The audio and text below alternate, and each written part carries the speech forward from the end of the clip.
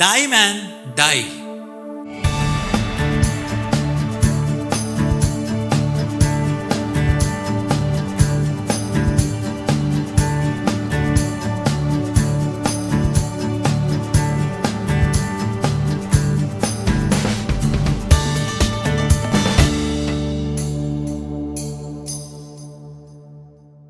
ഒരു വാക്യം നമുക്ക് ആമുഖമായിട്ടൊന്ന് വായിക്കാം. Matthew chapter 10 37-39. മത്തായി 10 അധ്യായം 37 മുതൽ 39 വരെയുള്ള വാക്യം. മാത്യു 10 37-39. എന്നേക്കാൾ അധികം അപ്പനെയോ അമ്മയെയോ പ്രിയപ്പെടുന്നവൻ എനിക്ക് യോഗ്യനല്ല. എന്നേക്കാൾ അധികം മകനെയോ മകളെയോ പ്രിയപ്പെടുന്നവൻ എനിക്ക് യോഗ്യനല്ല. തൻ്റെ ക്രൂശ് എടുത്ത് എന്നെ അനുഗമിക്കാത്തവനും എനിക്ക് യോഗ്യനല്ല. തൻ്റെ ജീവനെ കണ്ടെത്തിയവൻ അതിനെ കളയും. എൻ്റെ നിമിത്തം തൻ്റെ ജീവനെ കളഞ്ഞവൻ അതിനെ കണ്ടെത്തും. എന്നേക്കാൾ അധികം അപ്പനെയോ അമ്മയോ. അപ്പനെ അമ്മയെ ബഹുമാനിക്കണമെന്നല്ലേ നമ്മൾ വായിച്ചിരിക്കുന്നത്. Honour your father and mother, അല്ലേ? അതാണ് ദൈവത്തിൻ്റെ കൽപ്പന. പക്ഷേ ഇവിടെ പറയുന്നത് എന്നെക്കാട്ടിലും നിൻ്റെ അപ്പനെയോ അമ്മയോ പ്രിയപ്പെട്ടാൽ നീ എനിക്ക് യോഗ്യനല്ല. അടുത്തത്, എന്നെക്കാൾ അധികം മകനെയോ മകളെയോ പ്രിയപ്പെടുന്നവൻ എനിക്ക് യോഗ്യനല്ല. ചേട്ടാ, മക്കളെ സ്നേഹിക്കണ്ടേ? വിളിക്കുന്ന മാതാപിതാക്കൾ പറഞ്ഞ് നമ്മുടെ ജീവിതം തന്നെ മക്കൾക്ക് വേണ്ടിയാണ്, അല്ലേ? മകനെ നിനക്ക് വേണ്ടി, മക്കളെ നിനക്ക് വേണ്ടിയാണ് ഇതെല്ലാം കഷ്ടപ്പെടുന്നത്. അപ്പം നിങ്ങളിങ്ങനെ മക്കളെ സ്നേഹിച്ച് അവർക്ക് വേണ്ടി എല്ലാം കരുതി, അവർക്കും ഇനി 4 തലമുറയ്ക്കുള്ളതും കൂടെ നിങ്ങൾ സമ്പാദിച്ച് വെച്ചിട്ട് അവരിതൊന്നും അനുഭവിക്കാൻ നിൽക്കാതെ അവരിട്ടേച്ച് പോകുന്നു. അതൊക്കെയാണ് ഇപ്പോൾ സംഭവിക്കുന്നത്. അപ്പം ദൈവത്തെക്കാട്ടിലും മാതാപിതാക്കളെ, ദൈവത്തെക്കാട്ടിലും മക്കളെ പ്രിയപ്പെട്ടാൽ, അവരെ സ്നേഹിച്ചാൽ നിങ്ങൾ എനിക്ക് യോഗ്യനല്ല. അത്രയേ ഉള്ളൂ. 38 വാക്യം, തൻ്റെ ക്രൂശ് എടുത്ത് എന്നെ അനുഗമിക്കാത്തവനും എനിക്ക് യോഗ്യനല്ല. കണ്ടോ? ക്രൂശ് എടുത്ത് എന്നെ അനുഗമിക്കണം.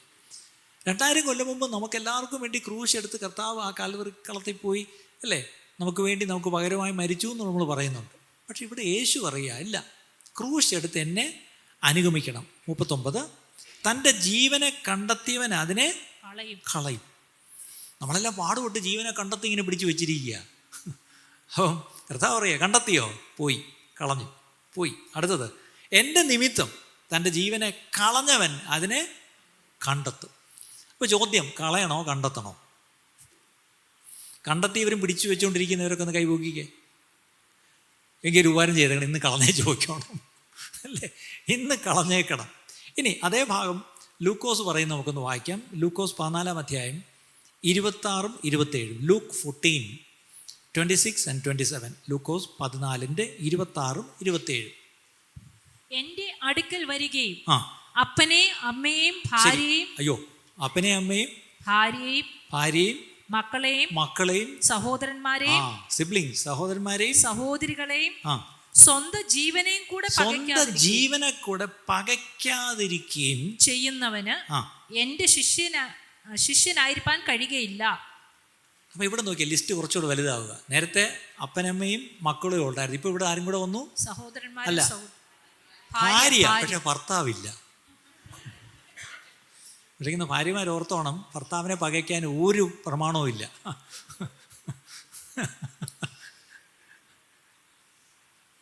അപ്പനമ്മ, ഭാര്യ, സഹോദരങ്ങൾ, അടുത്തത് സ്വന്തം ജീവൻ.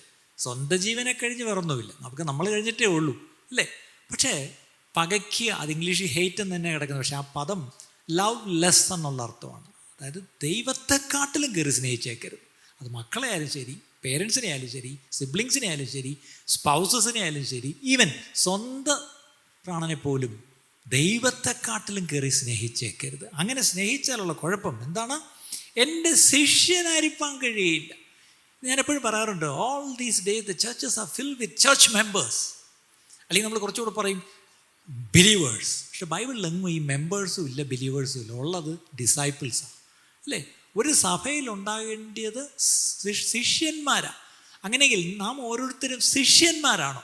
നമ്മൾ സഭാവിശ്വാസികളാണോ അതോ ശിഷ്യന്മാരാണോ? അത് നമ്മളൊന്ന് ആൻസർ ചെയ്യേണ്ട ചോദ്യമാണ്.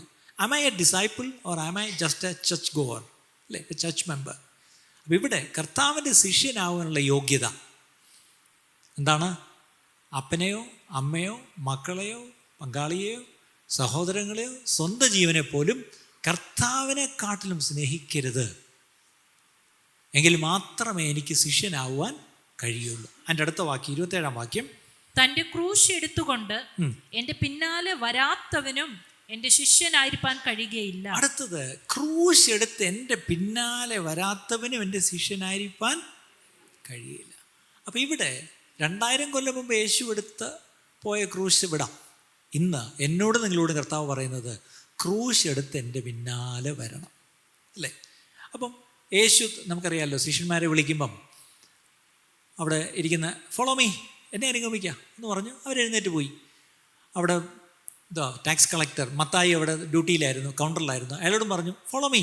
അതിവിടെ അയാളെല്ലാം ഇട്ടേച്ച് പോയെന്ന് നമ്മൾ എഴുതിയിരിക്കുന്നത്. പക്ഷേ ഈ ഫോളോ മീ എന്ന് പറയുമ്പം യേശുവിൻ്റെ കൂടെ ഇങ്ങനെ പോകാൻ നല്ല രസമാണ്, അല്ല? യേശുവിൻ്റെ കൂടെ പോയാൽ ഒത്തിരി ആ പുരുഷാരത്തിൻ്റെ കൂടെ പോകാം. ഈ പറഞ്ഞ പോലെ ശിഷ്യന്മാരായിട്ട് വേണമെങ്കിൽ കുറച്ചുകൂടെ ഒരു ഇന്ന സർക്കിളിൽ കൂടി പോകാം. പ്രത്യേകിച്ച് ആ ക്രൂശീകരണം ആ ആഴ്ചയുടെ ഞായറാഴ്ച നമുക്കറിയാമല്ലോ, പാം സൺഡേ അല്ലേ, ഈ കുരുത്തോല ഞായർ എന്നൊക്കെ പറയും. അന്ന് എന്തൊരു സന്തോഷമായിരുന്നു. യേശു ഒരു 1.5 വരവാണ് വന്നത്, അല്ലേ? ആ വരവ് എന്തുമായിരുന്നു, എല്ലാവരും മറ്റേ ചില്ലകളൊക്കെ പിടിച്ച് ഈ പറഞ്ഞ പോലെ എന്തോ ഒരു സന്തോഷമായിരുന്നു. ഹോസാന പാടിക്കൊണ്ട് എന്തോ ഒരു നമ്മുടെ പ്രധാനമന്ത്രിയുടെ റോഡ് ഷോ ഒന്നുമല്ല ശരിക്കും പറഞ്ഞാൽ, അല്ലേ? അതുപോലുള്ള ഒരു റോഡ് ഷോ ആയിരുന്നു യേശു കാണിച്ചത്. പക്ഷേ ആ റോഡ് ഷോയുടെ കൂടെ 1000 ഉണ്ടായിരുന്നെങ്കിൽ അതേ ആഴ്ച വെള്ളിയാഴ്ച എത്ര പേരുണ്ടായിരുന്നു പറഞ്ഞേ? ഈ ഹോസാന വിളിച്ച് എത്ര എണ്ണം ഉണ്ടായിരുന്നു യേശുവിൻ്റെ ക്രൂസിൻ്റെ ചോട്ടി, അല്ലേ? അപ്പോൾ അവിടെയാണൊരു പ്രശ്നം.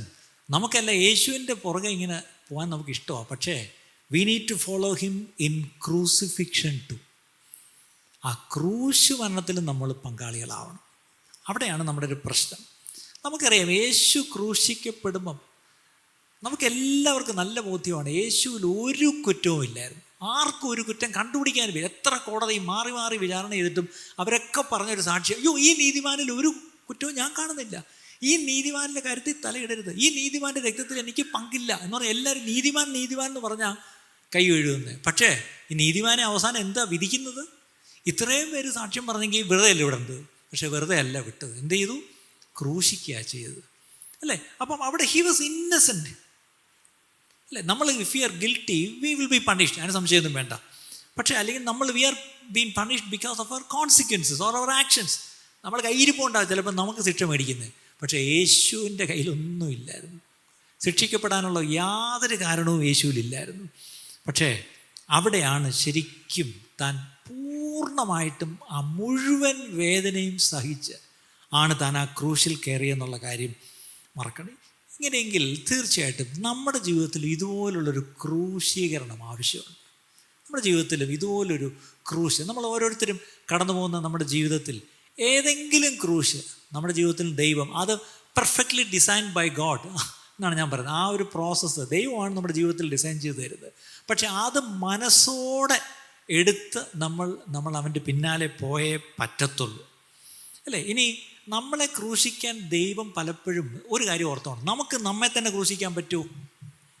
എനിക്ക് 2 ആണി എടുത്തോണ്ട് അങ്ങോട്ട് ചുറ്റി എടുത്തുകൊണ്ട് പോയി ഒരു ക്രൂശിലോട്ട് കയറി ഒരു കൈ ഇങ്ങോട്ട് അടിച്ച്, പിന്നെ ഇപ്പുറത്തെ കൈ എങ്ങനെ അടിക്കും? ഒരു കൈ കൊണ്ട് ഇപ്പുറത്തെ കൈയിലോട്ട് അടിക്കാം, പക്ഷേ ഒരു കൈ അടിച്ചങ്ങ് തറച്ചു കഴിഞ്ഞാൽ പിന്നെ ഈ കൈ ആരടിച്ചു തരും? അപ്പോൾ ആരേലും എക്സ്ക്യൂസ് മീ ഒന്ന് ഇതൊന്ന് അടിച്ചു തരാമോ? അതിൻ്റെ അർത്ഥം ക്രൂശിക്കപ്പെടുക എന്ന് പറഞ്ഞാൽ ഒരുത്തിന് തന്നെത്താൻ ചെയ്യാൻ കഴിയുന്നൊരു കാര്യമല്ല. യു നീഡ് അതേഴ്സ് ഹെൽപ്പ്, മറ്റുള്ളവരുടെ സഹായം വേണം, അല്ലേ? അപ്പോൾ അവിടെയാണ് ഒരു സത്യം മനസ്സിലാക്കണം. നിങ്ങളെ ക്രൂശിക്കുന്നവർ നിങ്ങളോട് ചെയ്യുന്നൊരു വലിയ സേവനമാണ്, ഒരു വലിയ ശുശ്രൂഷയാണ് നിങ്ങൾക്ക് അവർ ചെയ്തു തരുന്നത്. നിങ്ങൾ അവരോട് നന്ദി പറയണം, അല്ലേ? അമ്മായിമ്മ വഴക്കുണ്ടാക്കുന്നോ, വലിയൊരു സേവനമാണ് ദൈവം അമ്മായിമ്മ വഴി നിങ്ങൾക്ക് തരുന്നത്. ആ സർവീസിന് നിങ്ങൾ അമ്മായിമ്മയോടും നന്ദിയുള്ളവരായിരിക്കണം, ദൈവത്തോടും നന്ദിയുള്ളവരായിരിക്കണം. കാര്യം, അല്ലേ? നമ്മുടെ ജീവിതത്തിൽ ക്രൂശിക്കപ്പെടുന്ന അവസ്ഥയുണ്ടെങ്കിൽ ആ ക്രൂശീകരണത്തിൽ അതിൽ പങ്കാളികളായിരിക്കുന്ന ഒത്തിരി പേരുണ്ട്. യേശുവിൻ്റെ ആ പ്രോസസ്സിൽ അറിയില്ല എത്ര പേരാ. ചാട്ടവാറടിക്കാനൊരുത്തൻ, കുന്തം കൊണ്ട് കുത്താനൊരുത്തൻ, മുൾക്കിരീടം വയ്ക്കാനൊരുത്തൻ, ആണിയടിക്കാൻ വേറൊരുത്തൻ, തുപ്പാൻ വേറൊരുത്തൻ, രോമം പിടിച്ച് പറിക്കാൻ വേറൊരുത്തൻ, മുഷ്ടിയിരുട്ടി ഇടിക്കാൻ വേറൊരുത്തൻ, അല്ലേ? എന്തുമാത്രം ആൾക്കാർ ഇൻവോൾവ് ആയിരുന്നു. ഇതുപോലെ നമ്മുടെ ജീവിതത്തിൽ അനേകരെ ദൈവം ഒരുക്കി വെച്ചിട്ടുണ്ട്. God humorously places people in your life to crucify you. ആ സ്റ്റേറ്റ്മെൻറ്റ് ഇഷ്ടപ്പെട്ടോ? God humorously places people in your life to crucify you, അല്ലേ? അപ്പം അവരോട് നമ്മൾ ഈ കിടന്ന് ഗുസ്തി പിടിച്ചിട്ട് കാര്യമില്ല. ദൈവം അവരെ ആക്കിയിരിക്കുക. അവർ ദൈവത്തെ അനുസരിക്കുന്നു. കാരണം അവർ കൃത്യമായിട്ട് നിങ്ങളെ വന്ന് അവരുടെ പാർട്ട് ചെയ്യുന്നുണ്ട്, അല്ലേ? അപ്പം നമ്മളതിന് അവരോട് നന്ദിയുള്ളവരായിരിക്കണം, അല്ലേ? ദൈവത്തോട് നന്ദിയുള്ളവരായിരിക്കണം. കർത്താവേ, പക്ഷെ നമ്മുടെ പ്രശ്നം ഈ ക്രൂശിക്കപ്പെടുന്ന അവസ്ഥ വരുമ്പോൾ നമ്മളങ്ങ് ഭയങ്കരമായിട്ട് കിടന്ന് ബഹളം വെച്ച്, നമ്മുടെ ഏറ്റവും വലിയ ബഹളം എന്താണെന്നറിയാം? വൈ മീ, ഒന്ന്. രണ്ട്, പൂർ മീ, അല്ലേ? എൻ്റെ സെൽഫ് സിമ്പതി അല്ലെങ്കിൽ സ്വയ സഹതാപം. ഈ സ്വയ സഹതാപത്തിൽ ഇങ്ങനെ തൂങ്ങിക്കിടക്കുക, ചാവത്തുമില്ല, ആരും ഒട്ട് നമ്മളെ ഇറക്കി വിടാനും പോയി. എന്തായാലും അവിടെ കൊളുത്തി, ഇനി കിടന്നേ പറ്റി. ചത്തല്ലാതെ നിന്നെ ക്രൂശിൽ നിന്ന് ഇറക്കത്തില്ല. പക്ഷെ പ്രശ്നം ചത്ത് കിട്ടണ്ടേ? കാരണം എനിക്ക് ചാവാൻ പറ്റത്തില്ല. ഞാൻ ആ ക്രൂശിൽ കിടന്ന് നിരന്തരം ഇങ്ങനെ സ്വയസഹതാപത്തിൽ ഇങ്ങനെ എൻ്റെ വാക്കുകൾ പറഞ്ഞുകൊണ്ടിരിക്കുക. ഇനി യേശുവിനെ സംബന്ധിച്ചോളം ഒരു കാര്യം ഓർക്കണം. The ones who crucify you will be the ones closest to you. ആരാ നമ്മളെ ക്രൂശിക്കുന്നത്? സാധാരണ ആരായിരിക്കും? നമ്മോട് അടുത്തവർ തന്നെ ആയിരിക്കും. യേശുവിനെ സംബന്ധിച്ചോളം, അല്ലേ? പുരുഷാരത്തെങ്ങ് വിടാം. ഈ 12 പേരെന്ന് പറഞ്ഞാൽ 3.5 കൊല്ലം കൂടെ കൊണ്ട് കിടന്നവർ ഉണ്ടുറങ്ങി എന്തൊക്കെ അവരോടൊപ്പം അടുത്തതാണ്. പക്ഷെ ആദ്യം തന്നെ ഒരുത്തം പോയി എന്ത് ചെയ്തു? കായ് മേടിച്ച് വിറ്റു, അല്ലേ? ബിട്രേഡ്. അടുത്തത് ബാക്കി 11. അതിലൊരു കേമനാണ് പത്രോസ്. പത്രോസ് എന്ത് ചെയ്തു? തള്ളിപ്പറഞ്ഞു, ഡിനൈഡ്. ഇനി പത്രോസ് മാത്രമേ തള്ളിപ്പറഞ്ഞുള്ളൂ? അല്ല, മറ്റുള്ളവരും അങ്ങനെ തന്നെ ചെയ്തു. ഇനി അവസാനം ഇല്ലായിരുന്നല്ലോ, ക്രൂശിൻ്റെ ചുവട്ടി ഈ പറഞ്ഞ പോലെ ആരുമില്ല, എല്ലാം ജീവനം കൊണ്ട് പോയില്ലേ, അല്ലേ? ആരും ഒന്ന് സഹായിക്കാൻ വന്നില്ലല്ലോ. അതിൻ്റെ അർത്ഥം നമ്മുടെ കൂടെ നിൽക്കുന്നവർ നമ്മുടെ ക്രൂശീകരണ സമയത്ത് നമ്മുടെ ഒപ്പം കാണും. നമ്മുടെ വേദനയിൽ, അല്ലേ? നമ്മുടെ ആ കഷ്ടത്തിൽ, നമ്മുടെ ആ ഒരു ക്രൈസിസിൽ, പ്രതിസന്ധിയിൽ കൂടെ കാണുമെന്ന് വെച്ചാൽ കാണത്തുമില്ല.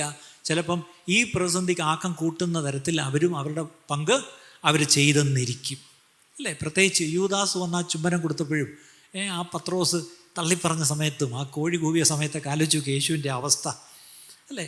അപ്പം ഇവിടെയാണ് ശരിക്കും ഇതൊക്കെ സംഭവിക്കുമ്പോഴും യേശു ഒരു അക്ഷരം മിണ്ടുന്നില്ല. ഈ ട്രയൽ, ഈ ഓരോ വിചാരണ നടക്കുമ്പോഴും അവിടെ ഒരിടത്ത് എഴുതിയിട്ടുണ്ട്, and they were marvelled at his silence. എന്താണ്? അവൻ്റെ മൗനത്തിങ്കൽ ആശ്ചര്യപ്പെട്ടു. യേശു എങ്ങനെ മൗനമായിട്ട് നിൽക്കാൻ പറ്റുന്നു? അങ്ങോട്ട് പറഞ്ഞു കൊടുക്കുക യേശു. ഈ ചോദിക്കുന്ന നീ ദൈവത്തന്നാണോ, അല്ലേ?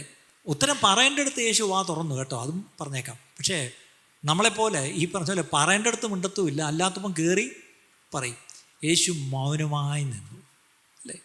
പത്രോസ് എനിക്ക് പറയുന്നത് അത് നിനക്ക് സംഭവിക്കരുത്, പിശാചൻ തിരിച്ചു പറഞ്ഞു. അതിൻ്റെ അടുത്ത് യേശു എന്തിനാണ് വന്നതെന്ന് അറിയാം, അല്ലേ? ആ മിഷനിൽ നിന്ന് ആരെങ്കിലും പിന്തിരിപ്പിക്കാൻ നോക്കിയാൽ അത് ആരുടെ ആത്മാവാണെന്നുള്ളത് നമുക്ക് മനസ്സിലാവും, അല്ലേ? അപ്പം യേശു മൗനമായി നിന്നു എന്നുള്ളതാണ് ഏറ്റവും വലിയ കാര്യം. ക്രൂശി കിടക്കുമ്പോഴും നോക്ക്, വിടുന്നില്ല. നീ ദൈവത്തിനാണെങ്കിൽ ഇറങ്ങി വാ. ചിലപ്പോൾ നമ്മളാണെങ്കിൽ പറയും, ഞാൻ ഇതുവരെയൊക്കെ പിടിച്ചു തന്നു, ഇനി എനിക്ക് ഇറങ്ങി വന്ന് കാണിച്ചു കൊടുത്തേ പറ്റൂ, അല്ലേ? ഇല്ല ഇല്ല, അവിടെ ആർക്കും ഒന്നും കാണിച്ചു കൊടുക്കേണ്ട ആവശ്യമില്ല. അപ്പം താൻ ആ പകൽ മുഴുവൻ കിടന്ന് വെള്ളം കിട്ടിയിട്ടില്ല. തലേന്ന് രാത്രി തുടങ്ങിയ രക്തം വേർത്ത് തുടങ്ങിയതാണ്. ഡീഹൈഡ്രേഷൻ, ഈ പറഞ്ഞ പോലെ ഒരു തുള്ളി വെള്ളമില്ല. വെള്ളത്തിന് പകരം കൊണ്ട് അവരെന്താ കൊടുത്തതെന്ന് നമുക്കറിയാം. ഏകദേശം നഗ്നനായിട്ടാണ് ആ ക്രൂശി കിടക്കുന്നത്, അല്ലേ?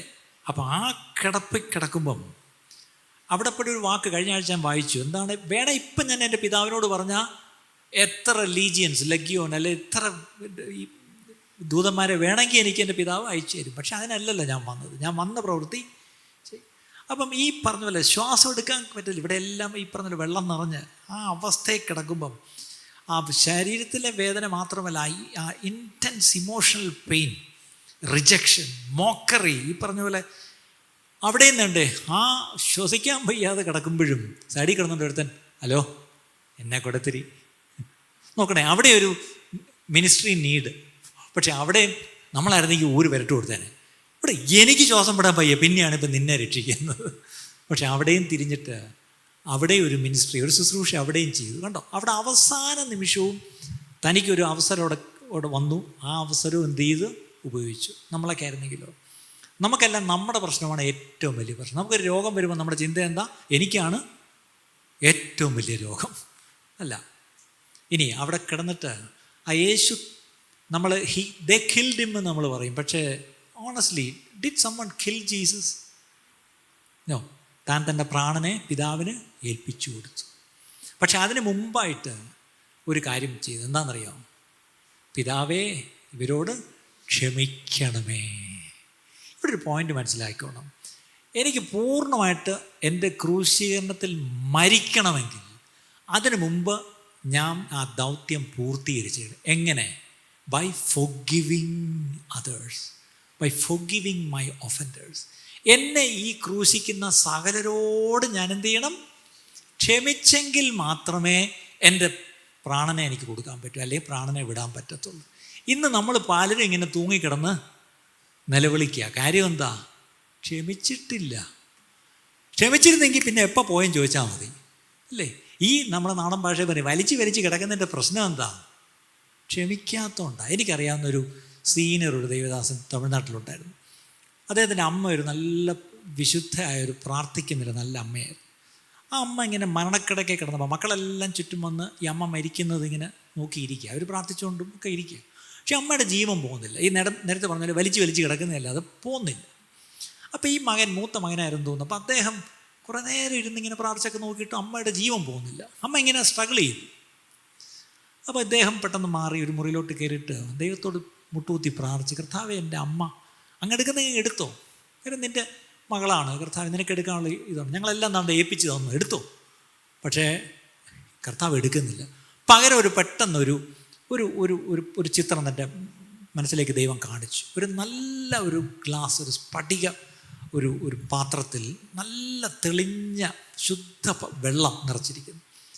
അപ്പോൾ അതിങ്ങനെ കാണിച്ചു, വെട്ടിത്തിളങ്ങുന്ന വെള്ളം. അദ്ദേഹം പറഞ്ഞു, അതെ നല്ല പാത്രത്തിൽ വെള്ളം. അദ്ദേഹം ഒന്നുകൂടെ സൂക്ഷിച്ച് നോക്കിയപ്പോൾ ആ വെട്ടിത്തിളങ്ങുന്ന വെള്ളത്തിനകത്ത് ഒരു ചെറിയ കരട്, എന്താണ് പറയുന്നത്,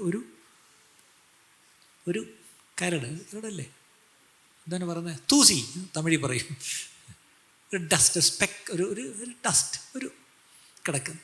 അതിങ്ങനെ കിടന്ന് കറങ്ങുന്ന വെള്ളത്തിൽ.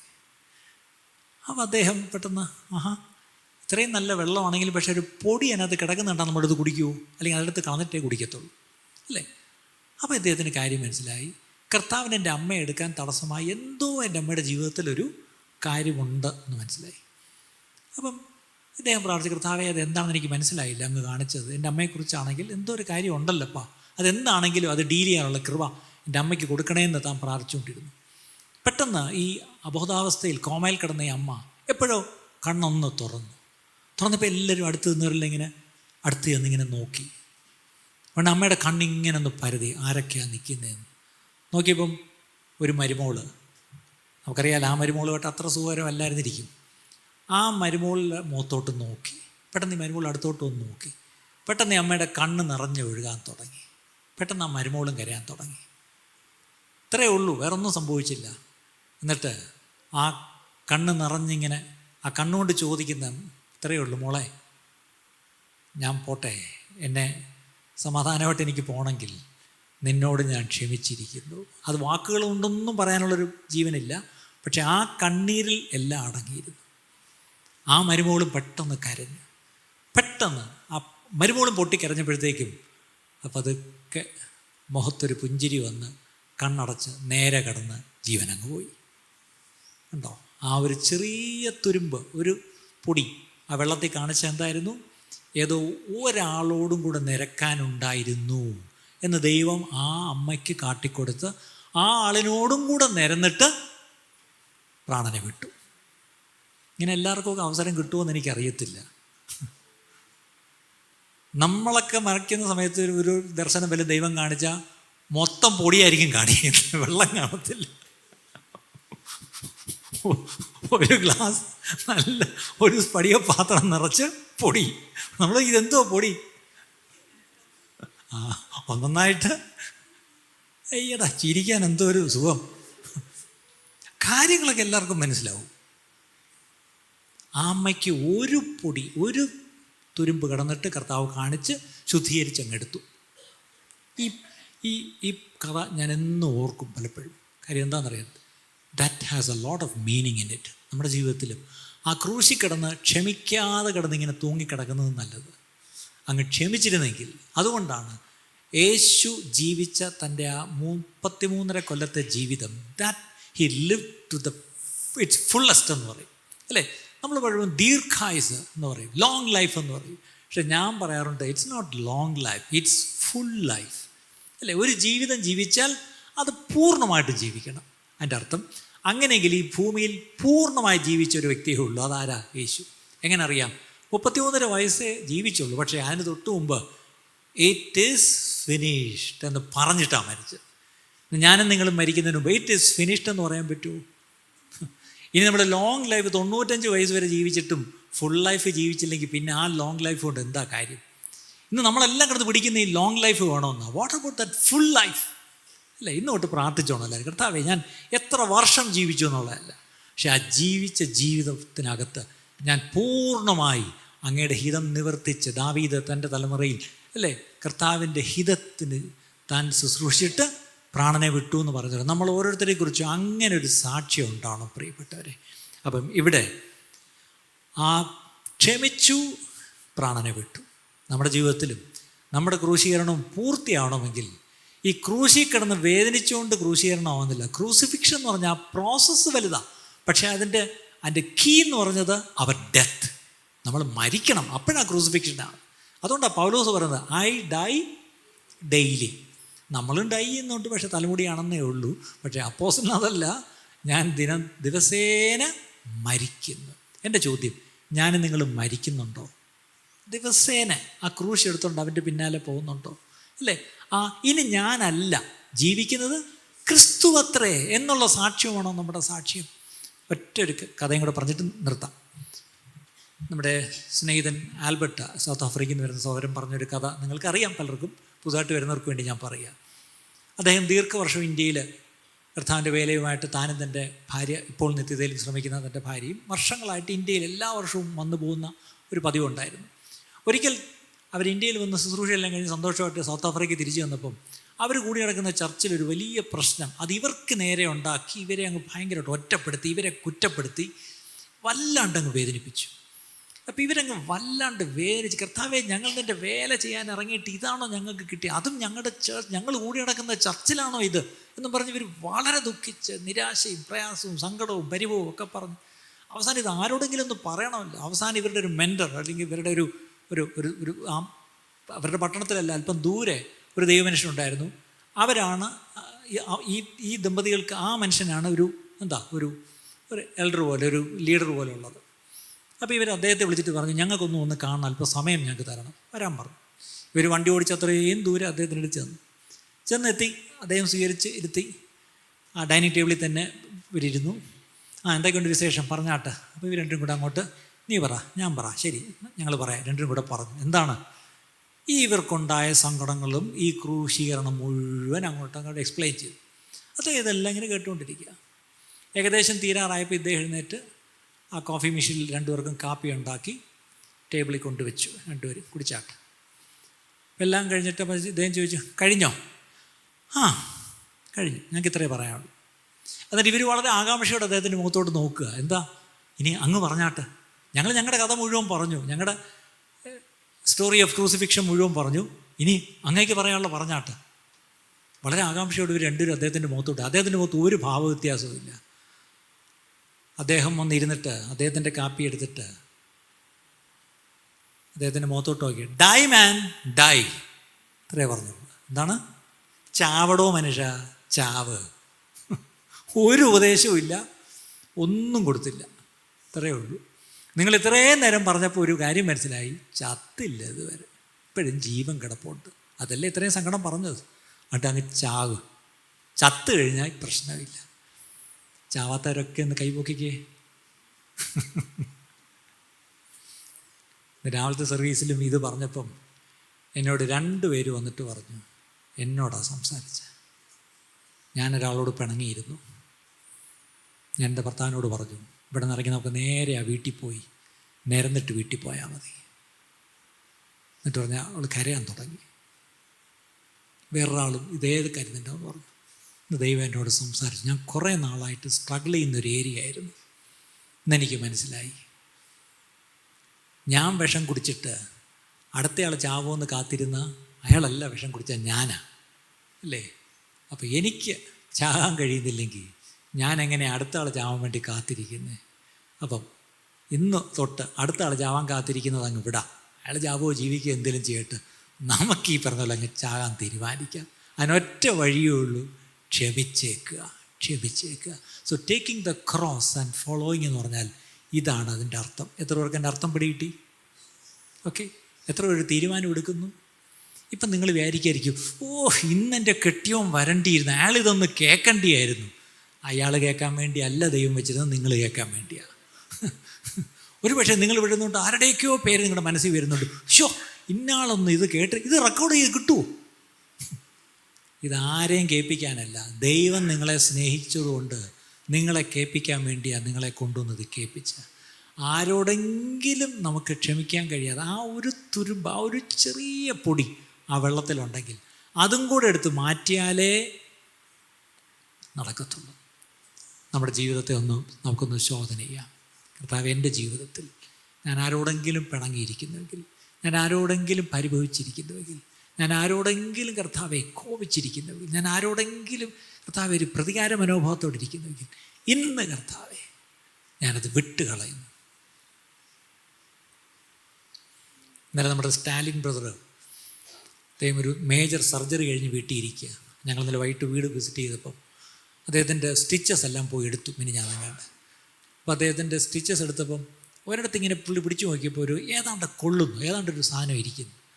അപ്പം ഡോക്ടറോട് പറഞ്ഞു, ഡോക്ടർ ഇവിടെ ഏതാണ്ടാണ് എനിക്ക് ഇവിടെ പിടിക്കുമ്പോൾ ഏതാണ്ട് കൊള്ളുന്നു, എന്നാൽ നോക്കട്ടെ. എന്നിട്ട് അതേ ഒരു സിസർ എടുത്തിട്ട് ആ കിഴുത്തേക്കകത്തോട്ടും ചെറുതായിട്ടൊന്ന് കുത്തി ഒന്ന് അകത്തി നോക്കിയപ്പം ഒരു സ്റ്റേപ്പിൾ ഇരിപ്പുണ്ട്, ഒരു പിന്ന്. ഒന്ന് പിടിച്ചിരുന്നോണേ, ഞാനിപ്പം ഇങ്ങ് എടുക്കാമെന്ന് വന്നിട്ട് കുഴപ്പമില്ല എടുത്തോന്ന് പറഞ്ഞു. പുള്ളി ഇങ്ങനെ ചിരിച്ചുകൊണ്ടിരുന്നു. പഴയ പട്ടാളക്കാരനാണേ. ഡോക്ടറിങ് എടുത്ത് വിട്ടു. പുള്ളി വീട്ടിൽ ഒന്ന് സുഖമായിട്ടിരിക്കുന്നു. അപ്പോൾ പുള്ളി എന്നോട് പറഞ്ഞ സാക്ഷി എന്നെ വളരെ തൊട്ടു. ഇന്നലെ പറയുക, ഡോക്ടർ പറഞ്ഞു ഇച്ചിരി വേദനയ്ക്ക് ഒന്ന് പിടിച്ചിരുന്നോണേ എന്ന് പറഞ്ഞു. അപ്പം ഞാൻ പെട്ടെന്ന് ചിന്തിച്ചു, എൻ്റെ തമ്പുരാൻ ക്രൂശിൽപ്പെട്ട പാട് നോക്കുമ്പോൾ ഇതെന്തുവാ എന്ന് പറഞ്ഞിട്ട് ഞാൻ എന്ത് ചെയ്തു, അങ്ങ് പിടിച്ചിരുന്നു, അറിഞ്ഞേയില്ല. നമ്മുടെ പ്രശ്നം, നമ്മുടെ വേദനയിൽ നമ്മൾ തമ്പുരാൻ്റെ വേദന ഓർക്കുന്നില്ല, അല്ലേ? നമ്മുടെ വേദനയാണ് ഏറ്റവും വലിയ വേദന. തമ്പുരാൻ്റെ വേദന അതെന്തോന്നു, അതാണ് നമ്മുടെ പ്രശ്നം. നമ്മുടെ കർത്താവ് പെട്ട അത്ര വേദന നമ്മളിന്ന് ഞാനും നിങ്ങളും കടന്നു പോകുന്ന സകലതും എൻ്റെ കർത്താവ് കടന്നു പോയിട്ടുണ്ട്. അങ്ങനെയെങ്കിൽ എൻ്റെ വേദന ഒന്നുമല്ല കർത്താവേ, എൻ്റെ കഷ്ടങ്ങൾ സാരമില്ല കർത്താവേ എന്ന് പറഞ്ഞ ദൈവകരങ്ങളിലേക്കൊന്ന് സമർപ്പിച്ചൊന്ന് പ്രാർത്ഥിച്ചാട്ടെ. എല്ലാവരും ഒന്ന് സമർപ്പിച്ച് ഒരു നിമിഷങ്ങൾ ഇരിക്കുന്നിടത്ത് ഇരുന്നോട്ടെ. കർത്താവേ, എന്നെ ഞാൻ സമ്പൂർണ്ണമായിട്ട് ഞാൻ സമർപ്പിക്കുന്നപ്പാ. എൻ്റെ ജീവിതത്തിൽ കർത്താവേ, ആ ക്രൂശീകരണം പൂർത്തിയാക്കാൻ കഴിയാതെ വണ്ണം ഞാൻ ആ ക്രൂശിൽ തൂങ്ങിക്കിടന്ന് കർത്താവേ വേദന അനുഭവിച്ചുകൊണ്ട് നിരന്തരം അതിൻ്റെ ക്രൂശീകരണം നീളുന്നുവെങ്കിൽ അതിന് കാരണം കർത്താവ് മറ്റൊന്നുമല്ല, ഞാനിപ്പോഴും ചത്തിട്ടില്ലപ്പാ. എൻ്റെ ജീവിതത്തിൽ കർത്താവേ, എൻ്റെ ജീവിതത്തിൽ എവിടെയെല്ലാം ആരോടെങ്കിലും എന്തെങ്കിലും ഉള്ളതെല്ലാം കർത്താവ് പരിഹരിക്കുവാൻ, നിരക്കുവാൻ എന്നെ നീ സഹായിക്കണമേ. പരിശുദ്ധാത്മാവ് എന്നെ സഹായിക്കണമേ എന്ന് പറഞ്ഞ് എല്ലാവരും ഒരു നിമിഷം ഒന്ന് പ്രാർത്ഥിച്ചാട്ടെ. കർത്താവെ, കേൾപ്പിച്ച ദൈവവചനത്തിനായിട്ട് സ്തോത്രം. ഞങ്ങൾ വചനം കേട്ട് ഞങ്ങളെ തന്നെ ചതിക്കുന്നവരായിട്ടല്ല, അത് അനുഷ്ഠിക്കുവാനുള്ള കൃപയെ ഞങ്ങൾക്ക് ഏവർക്കും തരണമേ. പ്രാർത്ഥന കേട്ടിരിക്കാലും സ്തോത്രം, യേശു ക്രിസ്തുവിൻ്റെ നാമത്തിൽ തന്നെ. ഇന്ന് കേട്ട ഈ സന്ദേശം തീർച്ചയായിട്ടും നിങ്ങൾക്ക് അനുഗ്രഹമായിരുന്നു ഞങ്ങൾ വിശ്വസിക്കുന്നു. ഒരുപക്ഷെ നിങ്ങൾ ഇതുവരെയും ഈ ചാനൽ സബ്സ്ക്രൈബ് ചെയ്തിട്ടില്ല എങ്കിൽ ദയവായി ഇപ്പം തന്നെ ഒന്ന് സബ്സ്ക്രൈബ് ചെയ്യുക. ഈ സന്ദേശം മറ്റു ചിലർ കൂടി ഒന്ന് ഫോർവേഡ് ചെയ്ത് കൊടുക്കുക. നിങ്ങൾക്കിത് അനുഗ്രഹമായിരുന്നെങ്കിൽ തീർച്ചയായിട്ടും അത് മറ്റുള്ളവർക്കും ഒരു അനുഗ്രഹമായി തീരുവാൻ അത് കാരണമായി തീരും. God bless you.